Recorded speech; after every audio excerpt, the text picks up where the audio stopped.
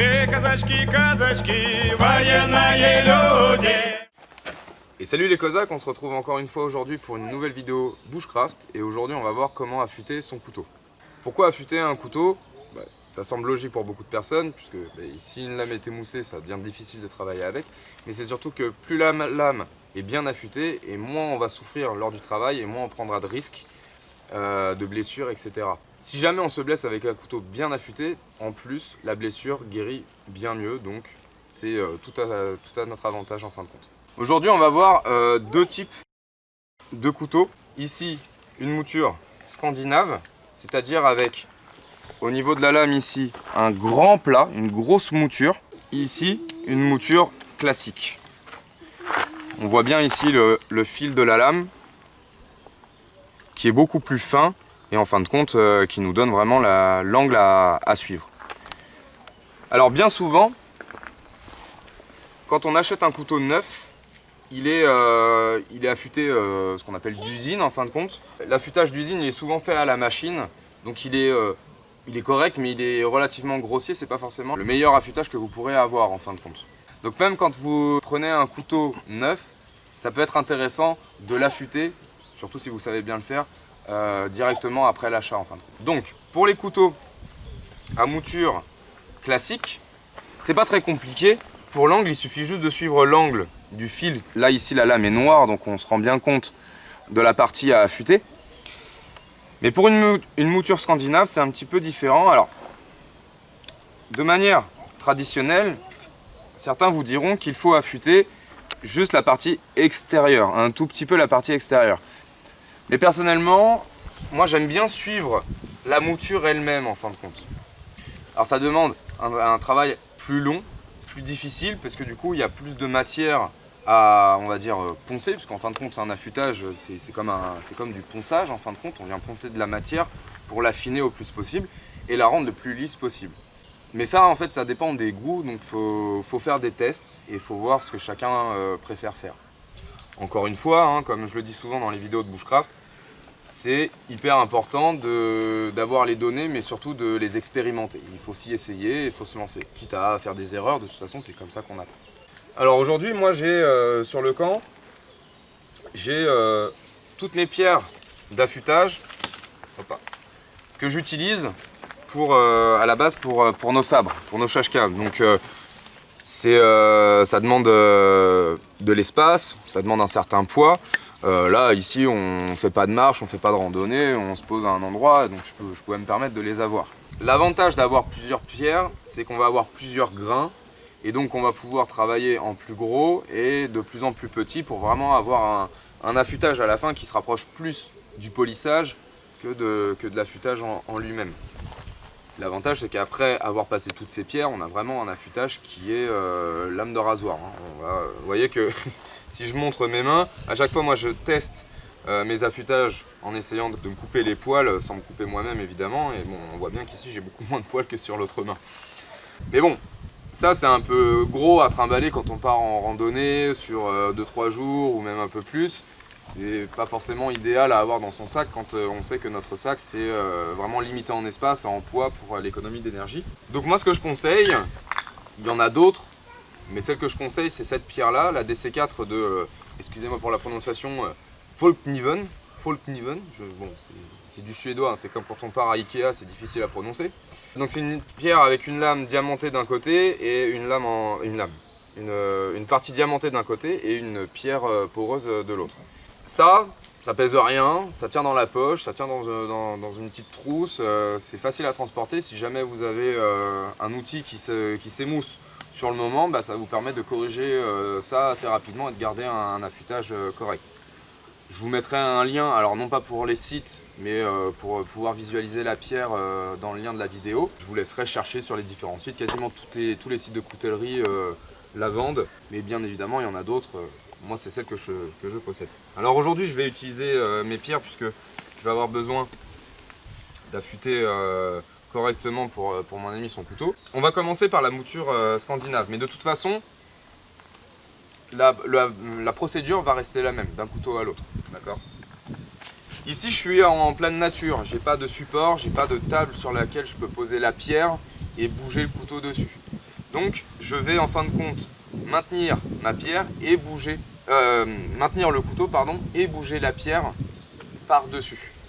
C'est plus safe, ça évite d'avoir à ripper le couteau sur ma cuisse ou autre part. Moi je me sens plus à l'aise comme ça, mais encore une fois, n'hésitez pas à expérimenter et à essayer vous ce qui vous convient le mieux. Parce que bon, on est tous différents de toute façon. J'ai eu l'occasion de pouvoir prendre une bonbonne de WD-40 aussi pour pouvoir graisser, huiler un petit peu la pierre. Alors moi je prends ça parce que c'est pas cher. On pourrait prendre de l'huile exprès pour ça, mais c'est plus cher. Voilà. Moi je fais toujours à l'économie. WD-40 ça coûte rien, voilà, ça graisse suffisamment et puis ça permet de nettoyer la pierre après avec un coup de chiffon et assez rapidement. Là dans les pierres, moi j'ai en termes de grains, j'ai 60-120, 100-280, 700-2000 et 4000-10 000. Dans les grains, il faut commencer par le plus petit chiffre, donc le 60. En fin de compte, c'est le plus gros grain. Et on terminera donc par le 10 000 qui est le plus fin. Le couteau de mon ami est relativement pas trop mal affûté, mais un petit peu émoussé. Nous, on taille les bâtons en ce moment, donc ça lui suffit pas. Je vais pas avoir besoin de passer par le 60 ou le 120, c'est du trop gros grain, je vais manger trop de matière, je vais pas en avoir besoin. Donc je vais passer tout de suite au 280. Je graisse un petit peu ma pierre. Pas besoin d'en mettre de trop. Hein. Voilà.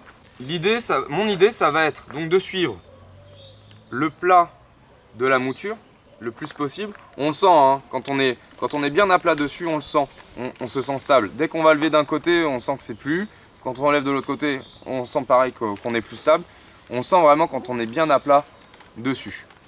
Et donc, pour l'instant, je ne vais pas travailler le fil de la lame en lui-même. Je vais travailler la forme en fait. Je vais entre guillemets nettoyer toute la mouture avant de travailler le fil. Donc, ma méthode à moi, ça va être de venir ici, dans un premier temps, travailler en cercle, en petits ronds, sur l'ensemble de la mouture. Alors j'exerce une légère pression, mais attention, il ne faut pas en faire trop, parce que si jamais vous pressez trop, vous ripez, vous risquez de vous couper. Donc il faut appuyer un petit peu, mais il n'y a pas besoin d'appuyer énormément, hein, d'accord? Et on va travailler ici comme ça. Et là, le plus délicat en fait, c'est de garder l'angle. C'est ça qui est le plus dur. Et ça, malheureusement, il n'y a pas de méthode particulière. La seule chose qu'il faut faire, c'est le faire s'entraîner, en fait, le faire, le refaire, le refaire, le refaire. Et à un moment ou à un autre, bah, on commence à prendre le coup de main, en fin de compte. Donc, dans un premier temps, moi je commence toujours par ce côté-là, le fil de la lame à l'opposé. Je suis droitier, quand je vais inverser et vouloir travailler sur l'autre pan, je vais garder le couteau en main gauche parce que quand je manipule la pierre de la main gauche, je suis moins à l'aise. Mais là ici, il faut être extrêmement vigilant parce que bah, on comprend vite que si on va trop loin, bah, le doigt il arrive dessus très rapidement. Donc il faut faire attention à vous. L'avantage de ces pierres-là et un petit peu le désavantage de la DC4 que je vous ai montré juste avant, bah, c'est qu'elle est plus courte. Donc j'ai un petit peu moins de marge. Donc si elle est plus courte, je vais vraiment travailler plus minutieusement avec des plus petits ronds. Je ne vais pas chercher à faire des mouvements très amples. Mais là j'ai de quoi faire des mouvements plus amples. Donc je vais pas me priver. Alors justement, je suis en train de penser. L'affûtage d'usine, si on regarde bien un petit peu, la mouture, on voit que c'est plein de petites stries en fait. Ouais. Vous voyez ? En fait, ces stries, c'est quoi? C'est tout simplement les grains de la bande de la meuleuse, de la meule à bande en fait, qui restent sur la lame. Et en fin de compte, ça nuit quand même en partie au fil, parce que du coup, il n'est pas lisse, il n'est pas plat. Si on regarde maintenant mon couteau personnel, qui est un petit peu sale parce que bon, je m'en suis servi depuis que je suis arrivé sur le camp. Si vous vous rapprochez, vous verrez que le mien était dans le même état que celui-là. D'ailleurs, c'est la même marque, c'est juste un modèle différent. Vous voyez que là, il est vraiment tout lisse. Vous voyez, il n'y a plus les stries parce que du coup, je suis passé à la pierre. Et là, malgré le fait que je m'en sois déjà servi, j'arrive encore à me raser en fait, à raser les poils. Et en fin de compte ici, voilà, c'est ce qu'on va chercher en fin de compte. C'est retirer ces stries. Et si vous vous rapprochez là déjà, le peu que j'ai fait sur l'autre face, on voit déjà qu'il y en a beaucoup moins. D'accord? Donc on va continuer sur cette lancée jusqu'à faire disparaître les stries avec le grain en 280. Donc comme je le disais, dans ce sens-là, il faut être extrêmement vigilant pour ne pas se couper. Vous entendez le bruit? Alors, le plus délicat, c'est la pointe. Vous pouvez même appliquer vraiment la lame du couteau, le dos, hein, sur votre genou pour être plus de stabilité. Et vous devez voir de toute façon les conséquences de votre affûtage directement sur la lame. Pour être sûr d'être bien sur la mouture entière, on doit voir que vraiment on agit sur toute la mouture et pas juste sur la fin ou sur le départ ici. Alors on peut faire des ronds, mais on peut aussi, s'il y a beaucoup de matière à retirer, on peut aussi poncer hein, un petit peu. Comme je le disais, l'affûtage c'est comme du ponçage en fin de compte. Hein. C'est la fin qui va être un petit peu plus précise. Une fois qu'on a travaillé suffisamment avec, on peut nettoyer sa lame et vérifier un petit peu l'avancement. Là on voit que les stries sont quasiment parties. Alors avec le 280, je vais m'arrêter à ça parce qu'il n'y a pas besoin de toutes les faire partir. On voit qu'au bout, sur le fil de la lame, déjà, elles ont disparu. C'est tout ce qui va nous intéresser pour l'instant. Je pourrais manger plus de matière avec la 60, mais il n'y a pas forcément besoin pour l'instant. Donc maintenant que j'ai fait mes arcs de cercle, un petit peu partout, là maintenant je vais travailler l'affûtage réellement. Et je vais reproduire exactement la même chose après avec toutes les pierres en fin de compte. Donc l'affûtage réel, comment ça se passe? Il faut avoir dans l'idée que l'on découpe la pierre avec le couteau, comme si on cherchait à découper la pierre avec le couteau. Donc on va démarrer d'ici et on va faire des mouvements jusqu'à la poignée en glissant la pierre vers l'intérieur du fil. Aussi on peut parler, là normalement je devrais pas en créer parce que je mange pas trop de matière, mais ici j'ai aussi une petite plaquette de peau en fait, de cuir, d'accord, qui va me permettre de retirer ce qu'on appelle le morphile. C'est-à-dire que quand on mange beaucoup de matière, il y a un petit résidu de métal qui va se créer sur le fil de la lame qu'il va falloir retirer. Et si on le retire avec la pierre, on risque de casser le fil qu'on a déjà formé. Donc il faut le retirer avec quelque chose de doux mais de résistant quand même, avec le cuir en fin de compte. Je vous montrerai à la toute fin quand j'aurai terminé comment on passe le cuir dessus et voir s'il n'y a plus de morphile, etc. Mais en tout cas les méthodes, que ce soit là à main levée ou que ce soit sur une table, restent les mêmes. Donc là-bas, on va avancer en mode rapide jusqu'à l'étape finale et puis on se retrouve tout de suite après. Donc de toute façon, bien évidemment, là je le montre avec la mouture scandinave, mais le principe avec la mouture classique reste le même. C'est-à-dire que si je veux affûter la mouture classique, je vais refaire mes petits cercles, mais uniquement sur la partie ici brillante en fin de compte, en gardant l'angle.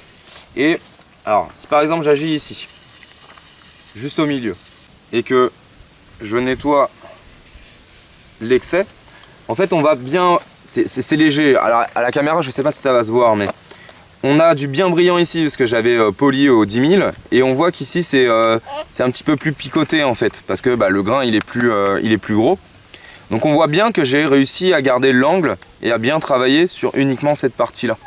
Et donc après en vérifiant comme ça on peut voir si on n'a rien manqué, si on a bien travaillé sur l'ensemble du couteau.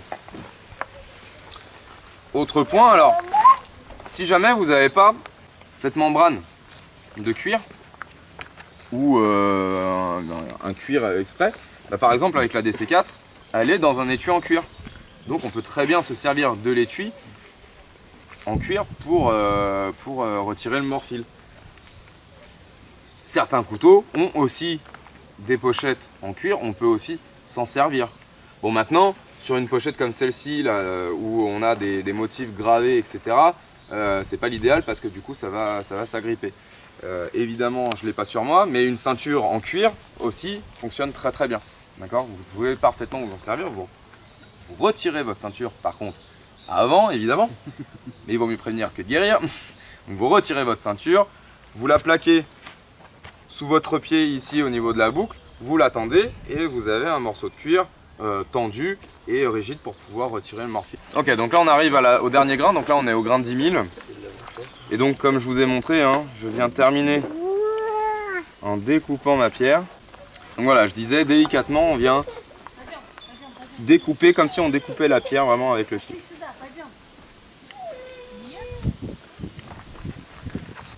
Alors quand vous nettoyez votre couteau à la fin, surtout faites très attention. Même avec du tissu ou peu importe, ne laissez jamais votre doigt sur le fil de la lame. Si vous avez bien bossé, vous allez vous découper le doigt. Hein. Ça va traverser le tissu et ça va vous découper tout de suite. Hein. Alors bon, si vous avez bien travaillé, ça permettra de cicatriser rapidement. Et bien comme je vous le disais, ben bon, si on peut éviter de se couper, c'est quand même mieux.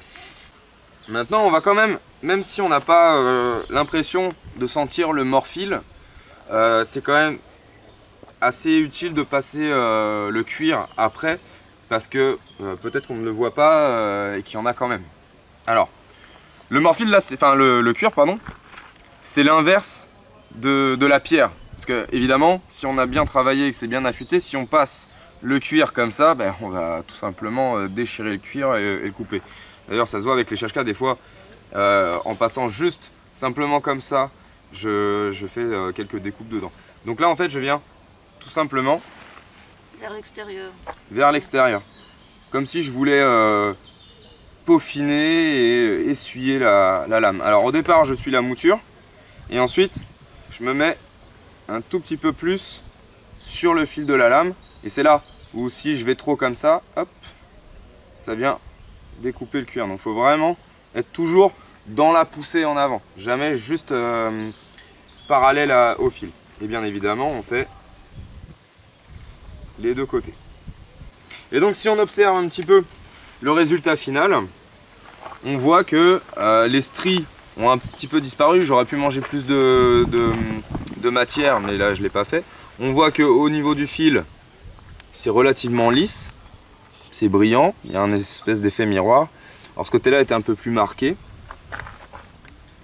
Et on peut vérifier donc l'affûtage. Alors si vous voulez vérifier l'affûtage, évitez, là par exemple quand je passe mon doigt, je ne le passe pas sur le fil lui-même, je reste sur la mouture et c'est juste pour retirer les impuretés.